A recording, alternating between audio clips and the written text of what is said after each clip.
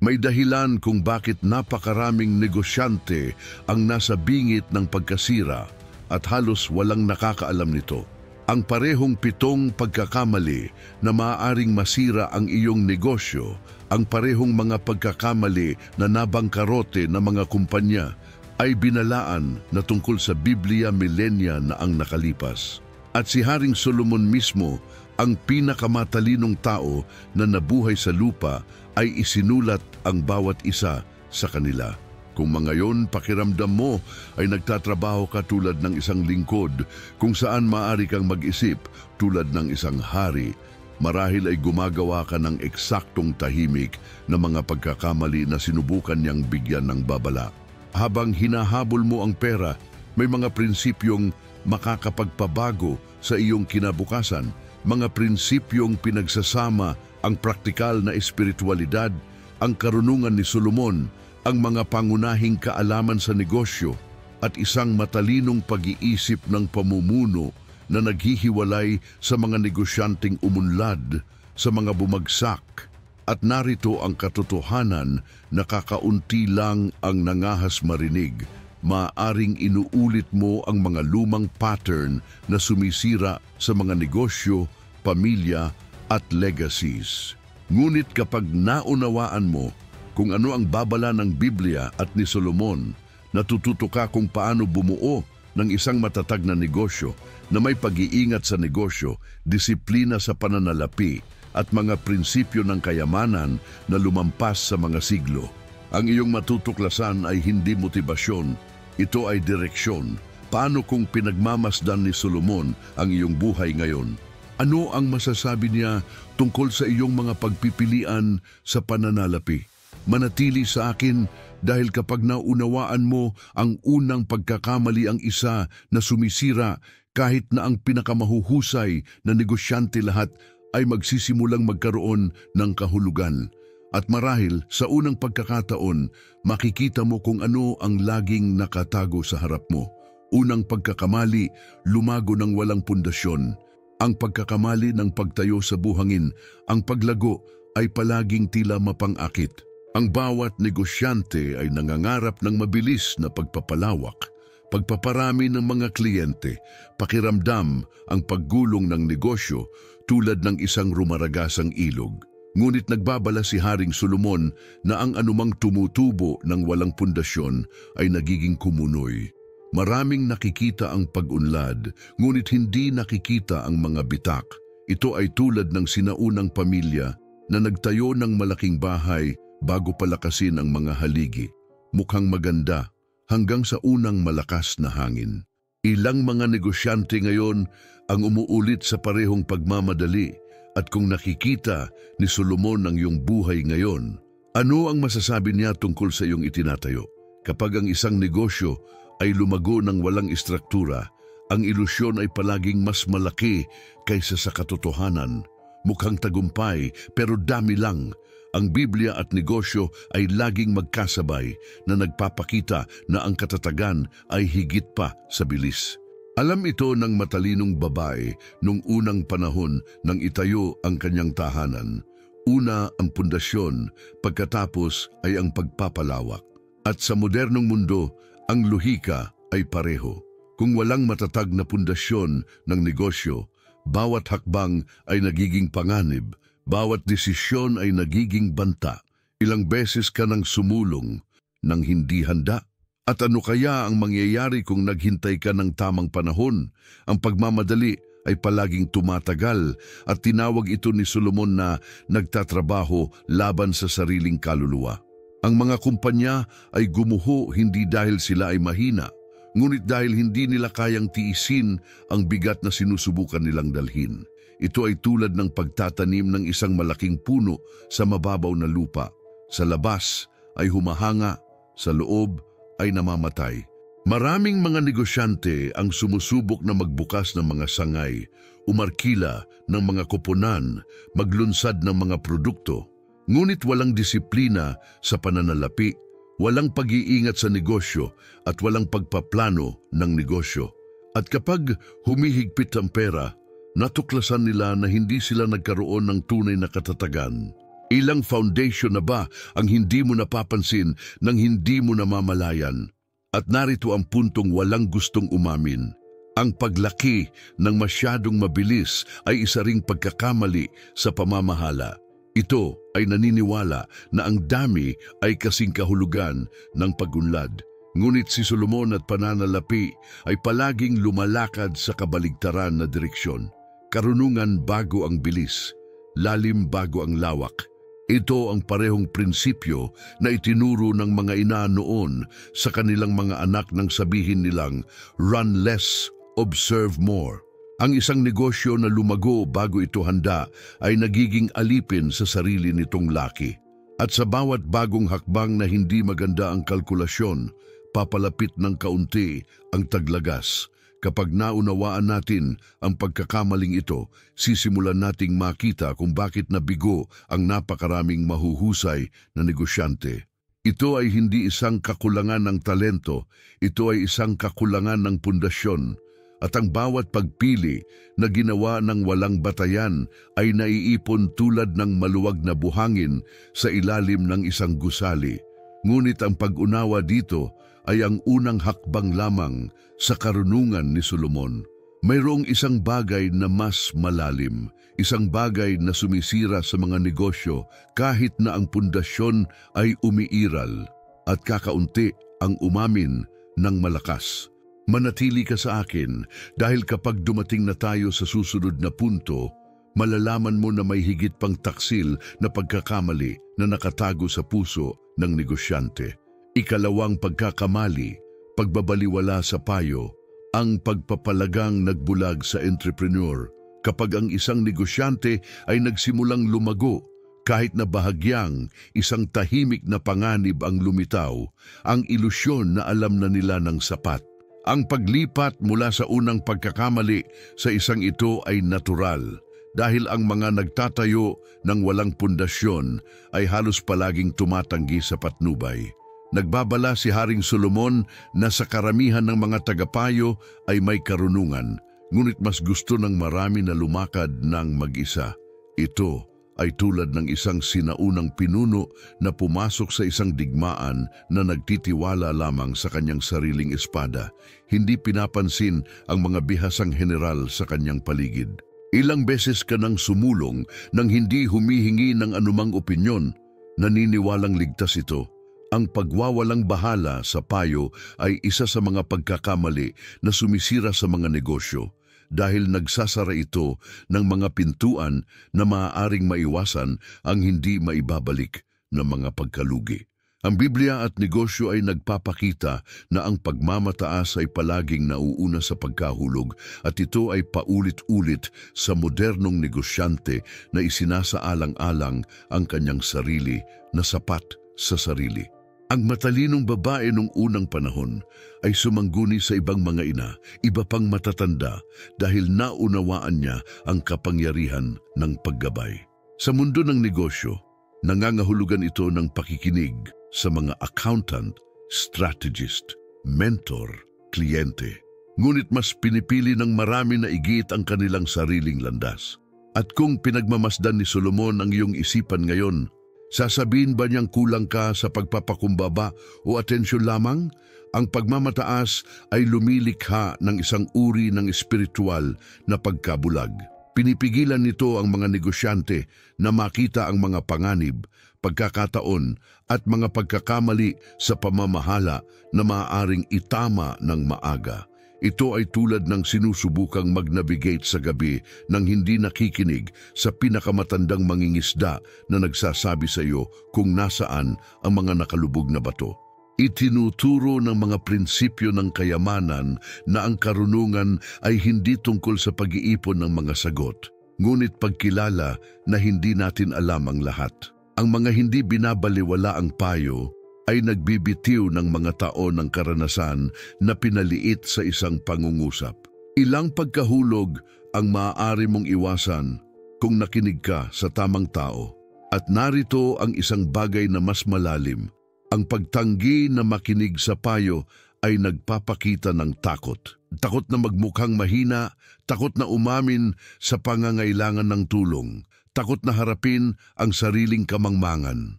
Ngunit ipinakikita ni Solomon at ng pananalapi na ang pagpapakumbaba ay isang espiritual na susi sa kasaganaan. Ang modernong entrepreneurial na babae, kapag natutong makinig, binago niya ang kanyang negosyo at ang kanyang tahanan. Ang taong nagpasyang maging madaling turuan ay nagiging mas malakas, hindi mas mahina. Ang negosyanteng naghihiwalay sa kanyang sarili, gayon paman, ay lumilikha ng isang bangin sa pagitan ng kanyang sarili at ng karunungan na makapagliligtas sa kanya mula sa pagkawala. Ang pagwawalang bahala sa payo ay hindi agad na nagpapabagsak sa isang negosyo, ngunit nagbubukas ito ng maliliit na bitak na lumalaki sa paglipas ng panahon. Ang bawat tinanggihang opinyon, bawat binabaliwala na babala, bawat binabaliwala na mungkahi ay bumubuo ng isang direktang landas sa kabiguan. Ngunit mayroong isang mas malaki, mas tahimik at nakamamatay na panganib na nahuhulog kahit sa mga karanasang negosyante. Ito ay isang bagay na itinuring ni Solomon na isang kaaway ng kaluluwa, at nakakaubos ito ng kita nang hindi man lang namamalayan ng may-ari. Manatili sa akin, dahil kapag naunawaan mo ang susunod na pagkakamali, makikita mo kung saan ang iyong kaunlaran ay dumudulas ng hindi mo napapansin. Ikatlong pagkakamali, kawalan ng disiplina sa pananalapi, ang tahimik na kaaway ng kita. Matapos pigilan ng pagmamataas ang isang negosyante na makinig sa payo, isang hindi maiiwasang kahihinatnan ang lumitaw, hindi pagkakaayos sa pananalapi. Ang kawalan ng disiplina ay hindi nagsisimula sa malalaking pagkakamali, ngunit sa maliliit na mga oversight na tila hindi nakakapinsala. Tinawag ni Haring Solomon ang mga ito na maliit na fox na sumisira sa mga ubasan, mga maliliit na aksyon na kumukuha ng kita nang hindi mo napapansin. Para itong isang lumang bahay kung saan ang bubong ay tumutulo lamang, ngunit araw-araw, kapag napagtanto mo, nabulok na ang kahoy. Ilang beses mo nang hinayaang lumipas ang isang hindi nakakapinsala na gastos, sa pag-aakalang hindi ito magkakaroon ng pagbabago. Ang paghahalo ng personal at negosyong pananalapi ay isa sa mga pinakakaraniwan at nakamamatay na pagkakamali sa pananalapi. Ang Biblia at ang katalinuhan sa negosyo ay nagpapakita na ang kawalan ng kaayusan ay lumilikha ng mga butas na lumulunok ng kasaganaan.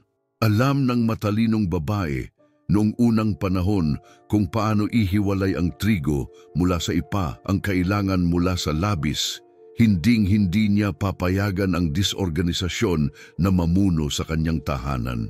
Sa modernong mundo, nangangahulugan ito ng pagtatala ng mga gastos, paglikha ng mga reserba at paggalang sa mga limitasyon. Ngunit maraming mga negosyante ang patuloy na nag-aapula ng apoy dahil hindi nila naayos ang kanilang pananalapi. Ilang beses ka nang gumugol ng pabigla-bigla at pagkatapos ay tinawag itong hindi inaasahang pangyayari. Ang kakulangan ng disiplina sa pananalapi ay lumilikha din ng isang hindi nakikitang bilangguan. Naniniwala ang negosyante na nagsusumikap silang umunlad, ngunit palaging hinahabol ang susunod na sweldo. Ito ay tulad ng alipin na nagdadala ng ginto para sa hari, ngunit hindi nakakapag-ipon ng kahit isang barya.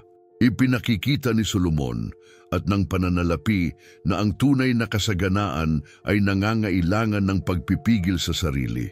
At ang pagpipigil sa sarili na ito ay espiritual bago ito teknikal. Ang kawalan ng mga reserba ay nagbabago ng anumang maliit na problema sa isang krisis. At kung tinitingnan ni Solomon ang kanyang mga numero ngayon, sasabihin ba niyang kulang siya ng pera o karunungan? Ang kawalan ng kontrol ay nagpapahina rin sa pag-iisip ng negosyante. Ang bawat naipon na utang ay nagnanakaw ng lakas ng loob. Ang bawat pagkaantala ay nagdudulot ng kahihiyan. Ang bawat walang pag-iisip na gastos ay nagpapahina sa mga desisyon sa hinaharap. Parang sinusubukang lumaban gamit ang basag na baluti. Maaari kang sumulong, ngunit ang bigat ay natalo ka. Ang mga prinsipyo ng kayamanan ay nagpapakita na ang disiplina ay hindi parusa. Ito ay proteksyon. Ang babaeng negosyante na natutong ayusin ang kanyang buhay pinansyal ay nagpoprotekta sa kanyang mga anak, kanyang tahanan at kanyang pamana. Ang taong may pananagutan sa bawat sentimo ay nagtatayo ng isang hindi nakikitang kuta sa paligid ng kanyang negosyo. Gayunpaman, mayroong isang mas malalim, mas mapanganib at mas mapang-akit na pagkakamali kaysa sa maling pamamahala sa pananalapi. Isang pagkakamali na nag-aakay sa marami na pumili ng tila nangangako na mga landas na sa katotohanan ay naglalayo sa kanila sa karunungan ni Solomon at itinapon sila sa kaharian ng kawalang ingat. Manatili sa akin dahil kapag naunawaan mo ang susunod na punto, malalaman mo kung bakit napakaraming umunlad ng mabilis at bumagsak ng kasing bilis. Ika-4 na pagkakamali, pagpili batay lamang sa pera at pag-iwan sa karunungan.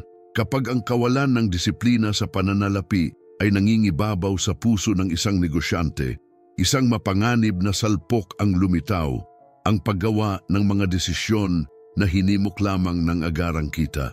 Ito ay kapag marami ang naliligaw sa karunungan at sumusunod lamang sa pangakit ng pera. Sinabi ni Haring Solomon na ang pagmamadali upang yumaman ay hindi mawawalan ng parusa dahil ang mga pagpili na ginagabayan lamang ng kasakiman ay palaging may mataas na presyo. Para itong isang sinaunang manlalakbay na nang makakita ng ginto sa lupa, iniwan ng mapa at naligaw sa disyerto. Ilang beses mo nang tinanggap ang isang bagay dahil lang sa tila kumikita ito. Nang hindi tinatas ang panganib, isa ito sa mga pagkakamaling nakakasira sa mga negosyo dahil ginagawa nitong alipin ng pera ang negosyante. Ipinakikita ng Biblia at negosyo na ang kasaganaan na walang layunin ay nagiging pagdurusa. Ang matalinong babae noong unang panahon ay hindi tumanggap ng anumang alok. Sinuri niya, inobserbahan at isinaalang-alang. Sa modernong mundo, isinasalin ito sa mga panukala na mukhang napakahusay na totoo. Mga pakikipagsosyo na nangangako ng mabilis na pagbabalik at mga pamumuhunan na nakakaakit sa kanilang bilis. Ilang negosyante ang nahulog sa mga bitag sa pananalapi. Dahil lang sa sinabi nila, mukhang hindi ito mapalampas na pagkakataon. Kapag ang isang tao ay pumili lamang batay sa pera, nawawalan sila ng espiritual na pag-unawa. Ipinakikita ni Solomon at ng pananalapi na ang tunay na kayamanan ay nagmumula sa karunungan, hindi pagmamadali. Ito ay tulad ng pagtatanim ng mga buto sa maling panahon. Tinatanggap ito ng lupa, ngunit hindi dumarating ang bunga. Ang entrepreneur na pinipili na huwag pansinin ang mga prinsipyo ng kayamanan upang ituloy ang mabilis na pagbabalik ay ibinibigay kung ano ang nagpapanatili sa kanilang kasaganaan. At kung pinagmamasdan ni Solomon ang iyong mga desisyon ngayon, sasabihin ba niya na ito ay isang kakulangan ng pagkakataon o isang kakulangan ng pangitain? Ang pang-akit ng mabilis na kita ay lumilikha ng isang mapanirang cycle. Unang dumating ang euphoria, pagkatapos ay pagkabalisa, sa wakas, pagkawala. Kadalasan, ang mga pumili lamang para sa pera ay nagbabayad ng may kapayapaan, oras at mga relasyon. Ang babaeng negosyante na kumikilos ng may kapanahunan ay alam na hindi lahat ng pera ay isang pagpapala. Nauunawaan ng taong pipiliing lumago ng may katalinuhan na ang ilang mga pinto ay nagbubukas lamang ng may pasensya at katinuan sa negosyo. Ang madali ang pagpili ay parang prutas na makintab sa labas ngunit bulok sa loob. At may isa pang pagkakamali na lumitaw kaagad pagkatapos nito. Kapag hinayaan ng mga negosyante ang pera na magpasya para sa kanila, sinimulan din nilang ituring ang mga tao bilang mga disposable na tool. Sa puntong ito na maraming mga pinuno ang nagsisimulang mawala ang kanilang sariling hukbo ng hindi namamalayan. Manatili sa akin dahil ang susunod na punto ay nagpapakita ng isang malupit na katotohanan. Hindi mga ideya ang sumisira sa mga kumpanya. Ito ay hindi maayos na pinamamahala ang mga relasyon. Error 5. Poor people management, ang leader na nawawalan ng sariling hukbo. Kapag ang mga negosyante ay nagsimulang gumawa ng mga desisyon batay lamang sa pera, hindi nila maiiwasang magsimulang makita ang mga tao bilang mga gastos at hindi bilang mga haligi. Ang paglipat ay halos hindi nakikita ngunit nagwawasak. Itinuro ni Haring Solomon na kung saan walang direksyon, ang mga tao ay nahuhulog at ito ay naaangkop sa anumang kumpanya. Ang isang leader na walang pakialam sa mga tao ay tahimik na sumisira sa sarili nilang pundasyon. Para itong isang sinaunang general na hindi pinapansin ang kanyang mga kawal hanggang sa araw ng labanan, nang mapagtanto niyang wala nang handang lumaban para sa kanya. Ilang beses ka nang humingi ng higit pa habang nag-aalok ng mas kaunti. Isa ito sa mga pinakanakamamatay na pagkakamali sa pamamahala dahil sinisira nito ang tiwala. Ipinakikita ng Biblia at negosyo na ang matatag na relasyon ay mas mahalaga kaysa anumang mabilis na kita. Ang matalinong babae noong unang panahon ay inalagaan ng kanyang pamilya, pinatibay ang kanyang tahanan, at nagpakita ng halimbawa ng mahabaging pamumuno. Sa kapaligiran ng negosyo, ang pangunguna ng may labis na kalupitan, paghamak o disorganisasyon ay lumilikha ng emosyonal na larangan ng digmaan. Ang mga empleyado ay umalis, ang mga collaborator ay nagdiskonekta, at ang mga talento ay tahimik na naghahanap ng ibang direksyon. At kung pinapanood ni Solomon kung paano mo tinatrato ang iyong koponan, sasabihin ba niyang kakulangan ito ng pagtutulungan o kawalan ng puso? Ang mahinang pamamahala ng mga tao ay nagpapakita rin ng isang malalim na pagkakamali. Naniniwala ang pinuno na maaari silang umunlad ng mag-isa. Ito ay tulad ng isang matandang magsasaka na sinusubukang anihin ang isang buong pananim gamit ang kanilang mga kamay. May effort sila, pero hindi naghihintay ang oras. Ang mga prinsipyo ng kayamanan ay palaging binibigyang diin na ang kaunlaran ay sama-sama. Ang babaeng negosyante na nakikinig, gumagabay at kumikilala ay nagbabago sa kapaligiran sa paligid niya. Ang taong gumagamit ng matalinong pamumuno ay lumilikha ng mga tapat na tagasunod, hindi lamang mga pagod na empleyado. Ilang pagkakataon ang napalampas mo dahil wala kang malakas na koponan. At narito ang isang katotohanang inaamin ng iilan. Ang pagtrato sa mga tao tulad ng mga numero ay isang anyo ng disguised na pagmamataas. Ipinakikita ni Solomon at pananalapi na pinoprotektahan ng isang matalinong pinuno ang kanilang pangkat tulad ng isang taong nagbabantay sa isang kayamanan. Kapag ang koponan ay nararamdaman na pinahahalagahan, ang negosyo ay sumusulong ng malakas. Kapag sa tingin nila ay ginagamit ang negosyo drug, ito ay tulad ng pagsisikap na magsagwan sa isang bangka kung saan kalahati ng mga tagasagwan ay sumuko na mula sa loob. Ang matalinong pamumuno ay hindi kumukontrol, ito ay gumagabay. Hindi ito nagpapataw ng takot, ito ay nagbibigay inspirasyon sa paggalang. Ito ay hindi lamang humihingi ng mga resulta, ito ay nagtatayo ng layunin. Ngunit mayroong isang bagay na mas malalim at mas hindi nakikitang nangyayari kapag may nawala ng hukbo. Ang kaguluhan ay nagiging nakagawian. Ang kakulangan ng organisasyon, direksyon at kalinawan ay lumilikha ng kapaligiran kung saan walang nakakaalam kung saan sila pupunta. Binubuksan nito ang pinto sa susunod na pagkakamali, isa sa mga pinakamapanganib at karaniwan sa mga modernong negosyante, ang ugali ng patuloy na pag-apula ng apoy ng walang pananaw o pagpaplano. Manatili sa akin dahil ang pag-unawa dito ay maaaring maging linya ng paghahati sa pagitan ng surviving at thriving. Error 6, kulang sa pagpaplano, mabuhay sa pamamagitan ng pagpatay ng sunog. Kapag ang pamamahala ng mahihirap na tao ay humawak, ang susunod na hakbang ay halos palaging kaguluhan.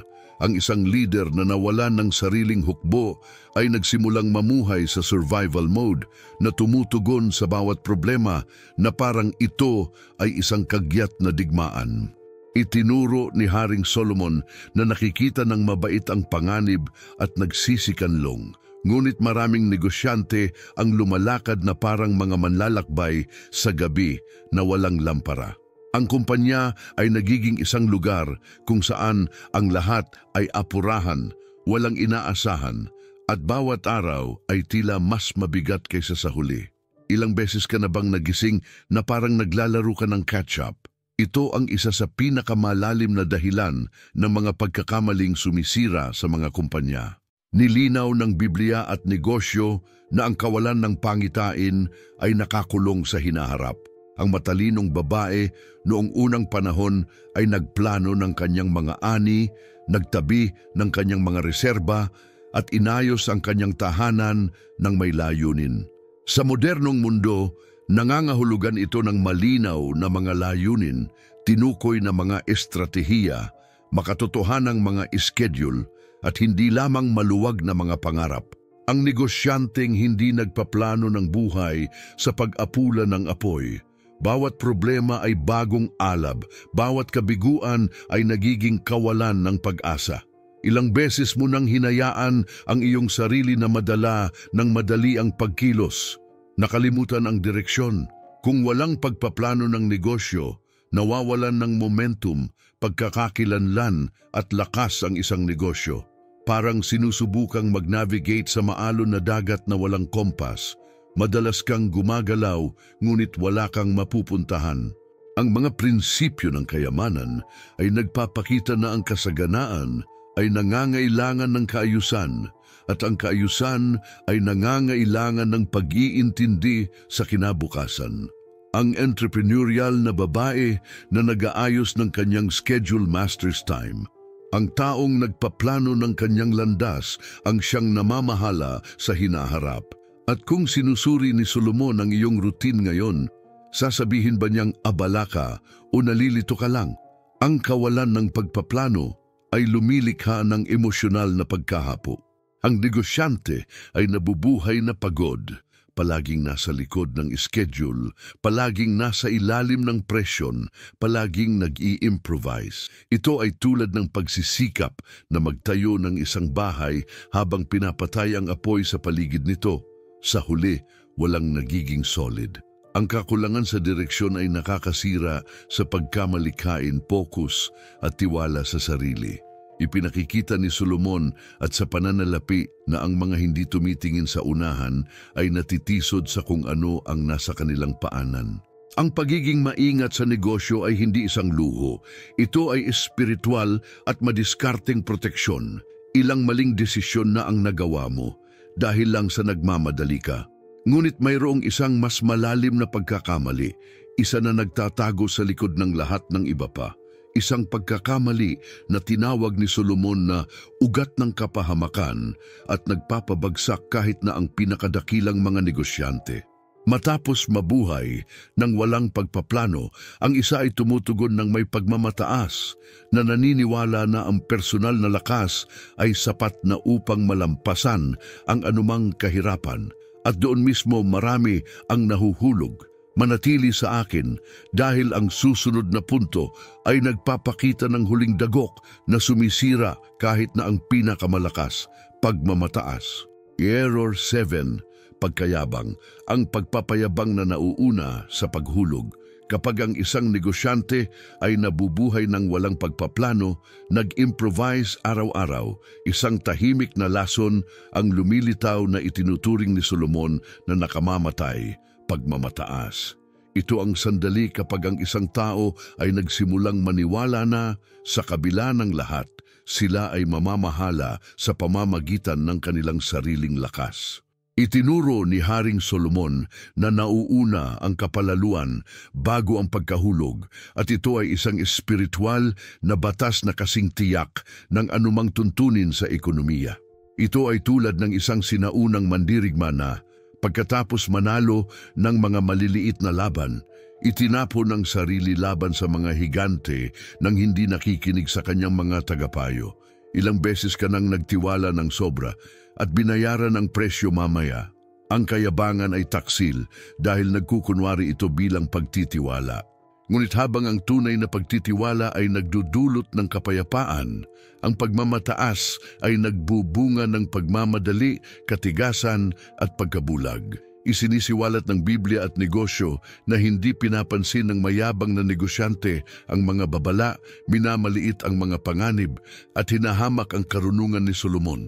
Ang matalinong babae noong unang panahon ay nakilala ang kanyang mga limitasyon at humingi ng patnubay. Alam niya na ang kababaang loob ay nagbubukas ng mga pintuan na hindi makagalaw ng puwersa. Sa modernong mundo, maraming nakakaligtaan ang mga pagkakataon dahil ayaw nilang aminin na kailangan nilang matuto. At kung si Solomon ay nakatayo sa harapan mo ngayon, sasabihin ba niyang ang problema ay kakulangan ng kakayahan o kawalan ng kababaang loob? Ang pagmamataas ay lumilikha ng isang hindi nakikitang bilangguan.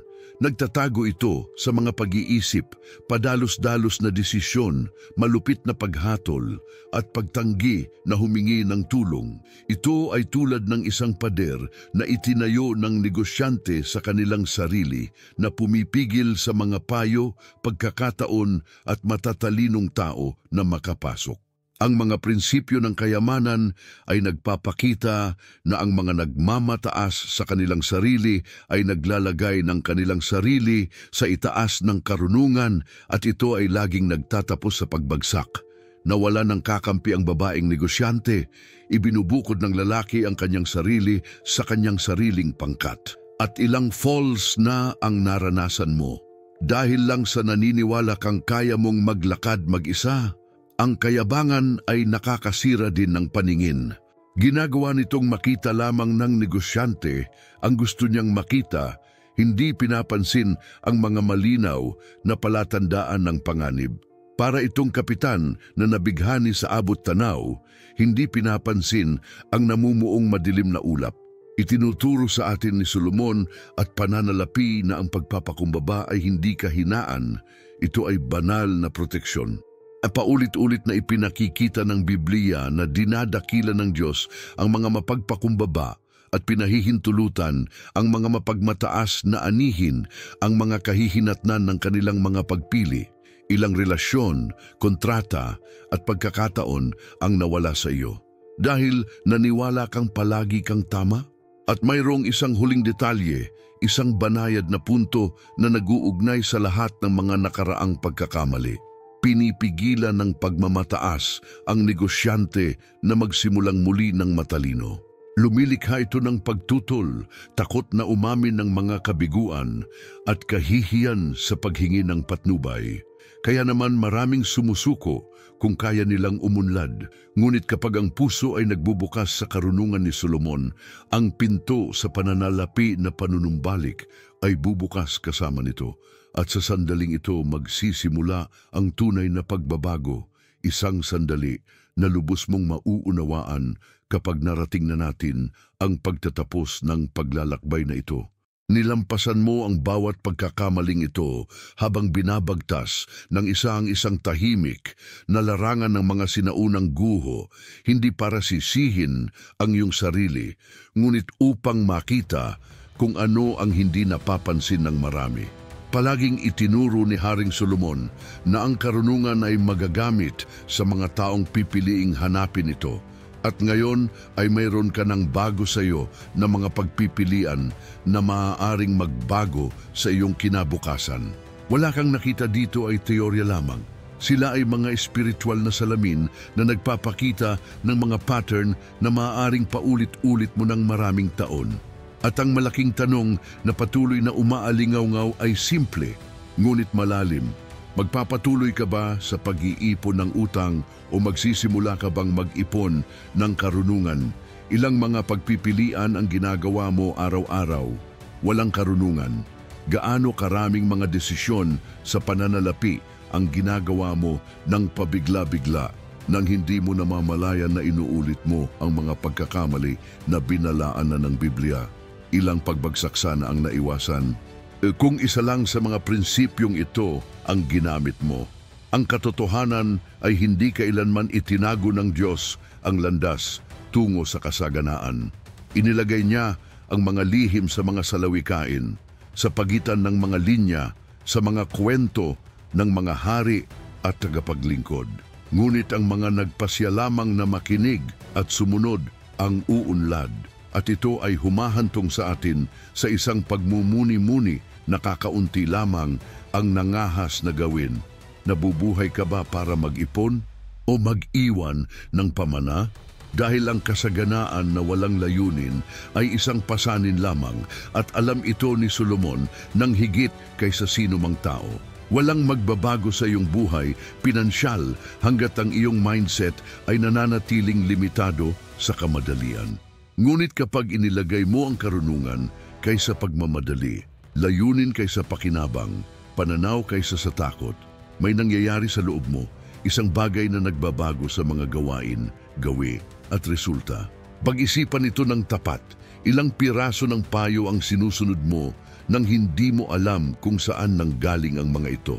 Ilang boses ang nakakaimpluwensya sa iyong mga desisyon. At kung pagmamasdan ni Solomon ang iyong buhay ngayon, ano ang sasabihin niya tungkol sa iyong mga pagpili? Marahil ay sasabihin niya na may panahon pa, na ang kabaitan ay maaaring muling buuin kung ano ang winasak ng kapalaluan, na ang disiplina ay maaaring ibalik kung ano ang natupok ng kaguluhan, na ang karunungan ay maaaring muling buhayin ang tila nawala, sapagkat hindi pinababayaan ng Diyos ang mga taong pinipiling maghanap ng pangunawa. Pinararangalan niya ang mga pinipiling lumakad bilang mga hari, hindi bilang mga lingkod. At ngayon, bago magpatuloy, tanungin ang iyong sarili, magpapatuloy ka bang mamuhay sa salpok? O magsisimula ka bang magtayo ng may layunin? Kung ang iyong puso ay handa ng ipamuhay ang biblikal na karunungan bilang pundasyon ng iyong kaunlaran, kung gayon ito ang perpektong oras upang gawin ang susunod na hakbang. Mag-subscribe, i-activate ang bell at ipagpatuloy ang paglalakbay na ito. May mga lihim, prinsipyo at paghahayag na maaaring makapagpabago sa iyong negosyo, iyong buhay pinansyal at iyong pamana. Kung naniniwala ka na ang karunungan ni Solomon ang tunay na landas tungo sa kaunlaran, huwag palampasin ang anumang mga video at samahan mo ako sa susunod.